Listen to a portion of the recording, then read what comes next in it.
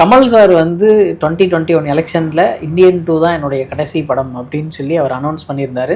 ஆனால் அதுக்கப்புறம் தொடர்ந்து படம் நடிச்சுக்கிட்டு இருக்காரு.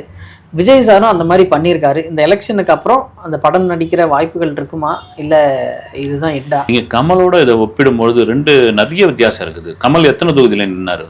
கோயம்புத்தூரில் மட்டும் நின்னாரு எலெக்ஷனில். அது ஒரு மக்கள் நீதி மையம் ஒரு கட்சி, அது ஒரு கட்சி தான். வந்து இந்த அளவுக்கு ஒரு மாசு, இந்த அளவுக்கு ஒரு கூட்டம் அவர் காமிக்கல. வந்து ரெண்டாவது வந்து கமல் வந்து ஒரு நட்சத்திரம் தான். விஜய் மாதிரி ஒரு உச்ச நட்சத்திரம் கிடையாது. இப்போதைக்கு இருந்திருக்காரு, உச்ச நட்சத்திரம் கிடையாது.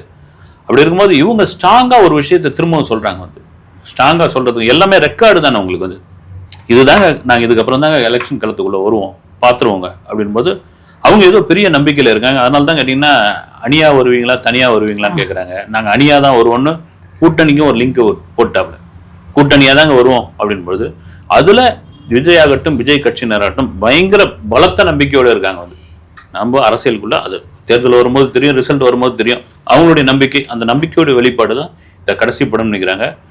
எனக்கு தெரிஞ்சு அடுத்து நடிக்கிறதுக்கான வாய்ப்பு இருக்காதுன்னு நினைக்கிறேன் நான். அந்த ரசிகர்கள் மறுபடியும் வாங்கன்றாங்க.